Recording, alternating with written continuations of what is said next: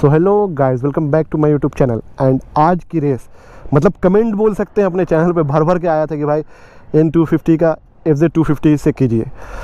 तो आगे बढ़ने से पहले ये बता दूं कि अगर आप चैनल पे नए हैं तो चैनल को सब्सक्राइब करें, अगर पुराने हैं तो पुरानी वीडियो जाके देखें।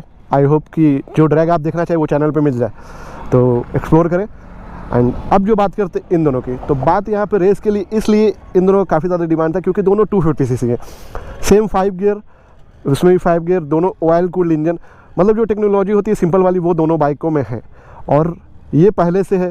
पावर की बात करें तो इसका टॉर्क जो है और PS जो है लगभग 20 है और वो 25 और 22 के आसपास है।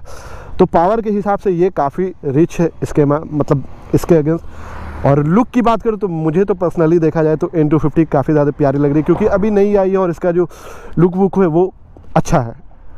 एंड ये तो पूरी मस्कुलर लगती है, मतलब देखने में हैवी सी बाइक फील होती है।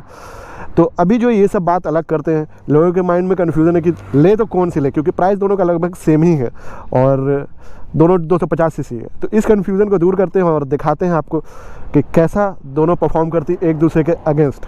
तो चलिए मिलते हैं ट्रैक पे। सो मैं चलाता हूँ N250 और ये जो मतलब अटेम्प्ट होगा इसमें स्लिप स्टीम के साथ रेस होगा। तो सेकंड वाली जो होगी विदाउट स्लिप स्टीम। तो आप दोनों अटेम्प्ट देखें और चैनल पर नए हैं तो प्लीज़ सब्सक्राइब करें। एंड स्मिथ चलाएगा FZ25, काफ़ी ज़्यादा डिमांड।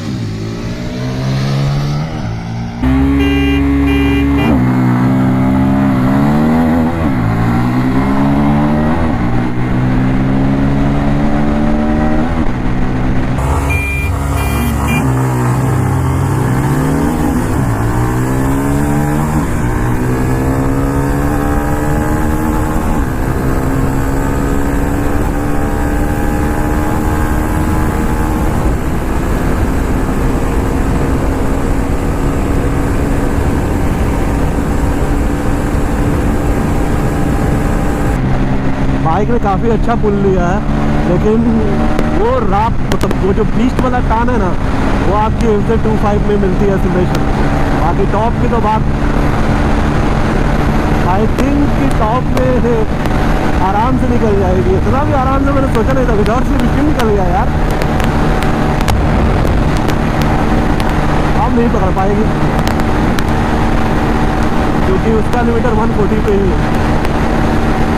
थोड़ा सा खींच करके खड़ा हो जाऊंगा क्योंकि तो फ़ायदा नहीं है उसका लंबा ले जाने का।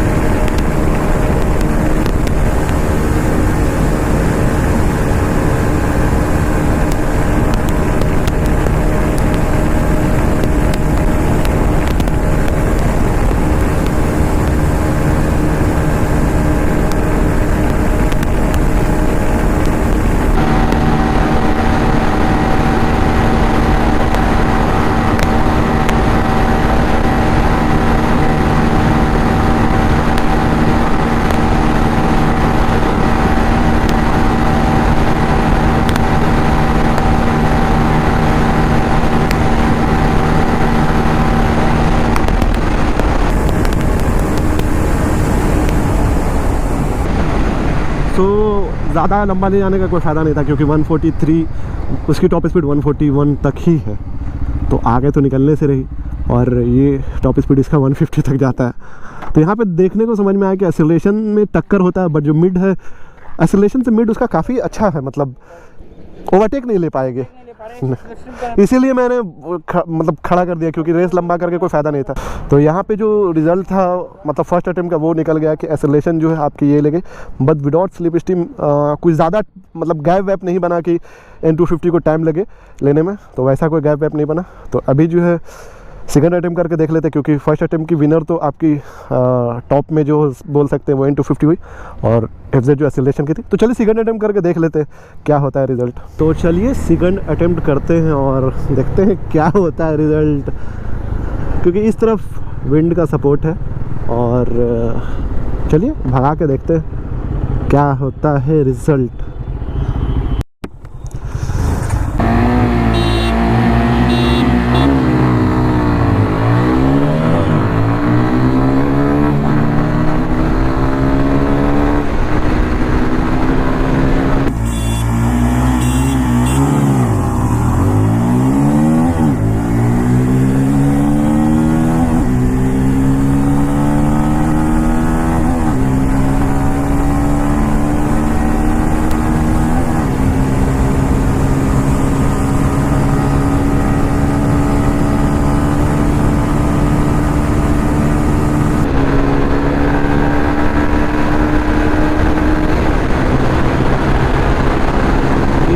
निकल गई, क्योंकि फर्स्ट में स्लिप स्टिम नहीं लिया था तो सेकंड में ले लेते हैं। और आई थिंक कि अब वो पकड़ा पाए, क्योंकि टॉप स्पीड काफ़ी अच्छा है यार N250 का।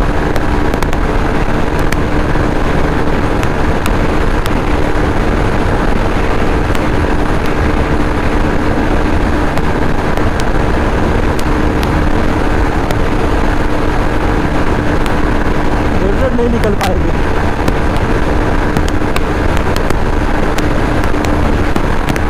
क्योंकि ये टॉप कवर नहीं कर पाती है।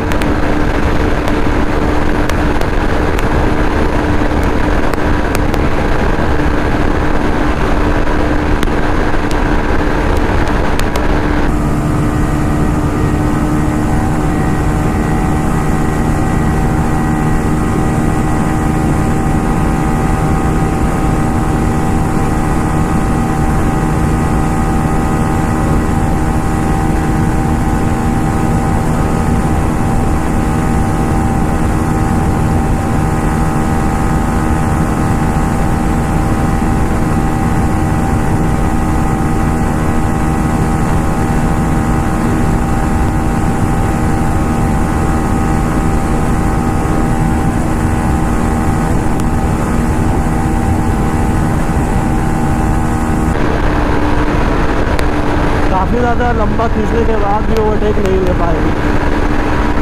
रेस आगे ले जाना सही, रेस आगे ले जाना सही नहीं, क्योंकि जो गैप है वो गैप बढ़ता ही जा रहा है। उसकी टॉप स्पीड 140 प्लस और इसकी टॉप स्पीड 140 ही है।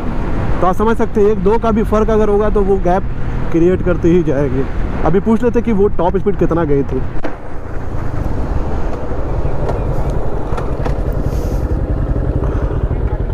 टॉप स्पीड कितना गया था?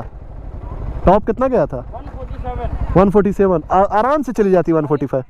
ये 136 137 136। और उस तरफ कितनी गई थी बाइक ये 143 गई थी। हाँ, तो विंड ब्लास्ट का इशू मतलब हाँ, थोड़ा बहुत। हाँ, इधर देख जल्दी स्लिप स्टीम लिए थे ना।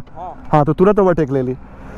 सो यहाँ पे जो फाइनल रिजल्ट था वो निकल चुका है। कंक्लूजन ये है कि एक्सेलरेशन आपका ये ले जाएगी, बट मिड से लेकर के टॉप तक वो आपकी ईजी ओवरटेक ले लेती है। अगर आप विदाउट स्लिप स्टीम लेते हैं तो थोड़ा सा मतलब थोड़ा सा 1-2 सेकंड का फ़र्क पड़े, लेकिन स्लिप स्टीम लेते हैं तो तुरंत ओवरटेक लेती है वो।